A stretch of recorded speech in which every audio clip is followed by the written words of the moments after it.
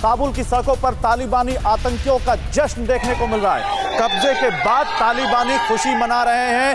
तालिबानी लड़ाके या कहें तालिबानी आतंकी हाथ में मैगजीन लेकर, राइफल्स लेकर, मॉडर्न गन्स लेकर, बंदूक लेकर वहां पर इस वक्त तालिबान लड़ाके अफगानिस्तान की राजधानी काबुल की सड़कों पर दिख रहे हैं। और ये जश्न देखिए कैसे वहां खुशी के मारे रो रहे हैं, हंस रहे हैं, नाच गा रहे हैं और तालिबानियों की खुशी का कोई ठिकाना नहीं है। ये इन तस्वीरों में दिख रहा है। कब्जे के बाद तालिबानियों की खुशी आपके सामने।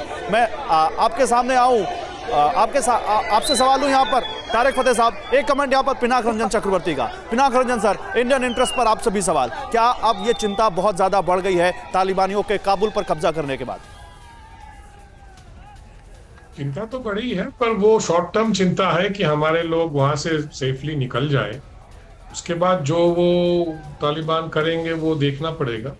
वो तो कोऑप्ट करने की कोशिश कर रहे हैं। गनी को बोला है कि आप भी काम करिए हमारे साथ।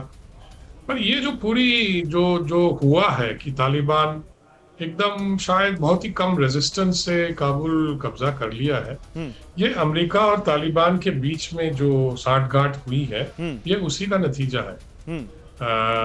Americans have agreed that Taliban will take over. That is the plan. And आप ये कह रहे हैं फरवरी 2020 में जो समझौता हुआ था अमेरिका और तालिबान में, उसी के बाद ये हुआ है, ये समझौता है अमेरिका और तालिबान का? बिल्कुल है, मैं तो यही मानता हूँ।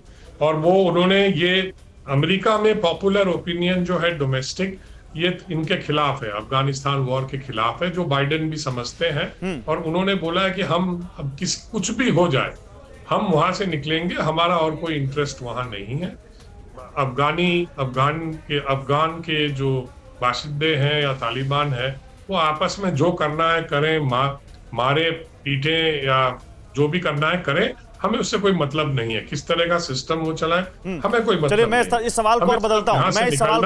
सर, हमने 20 साल में बहुत देख लिया, अब हम जा रहे हैं। पिनाक रंजन सर, मैं इस सवाल को बदलता हूं। मैं तारिक फतेह आपके पास आता हूं। तारिक फतेह, दो सवाल है मेरे आपसे। पहला सवाल, सुहेल शाहीन जो तालिबान के प्रवक्ता के तौर पर लगातार बोल रहे हैं, उन्होंने भारत की तारीफ करते हुए कहा था कि भारत ने वहां अफगान लोगों के लिए इन्वेस्टमेंट किया, हम उसकी तारीफ करते हैं। उन्होंने कहा कि हम अपनी धरती का इस्तेमाल भारत के खिलाफ नहीं होने देंगे। और दूसरा सवाल इसी में जुड़ा हुआ कि जो बात पिनाक सर कह रहे हैं, क्या अगर डोनाल्ड ट्रंप होते तो ये तस्वीर बदली हुई होती आज?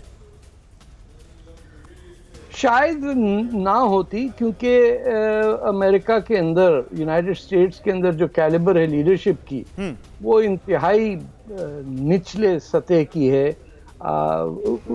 अमेरिका को कोई उनके प्रेसिडेंट तो नहीं चलाता है। वो जो आइजनहावर ने एक ज़माने में मिलिट्री इंडस्ट्रियल कॉम्प्लेक्स की बात की थी, उनका यहाँ इंटरेस्ट होता है। इसीलिए मैं इस बात से डिसएग्री करता हूं कि अमेरिका ने कहा जो करना करो।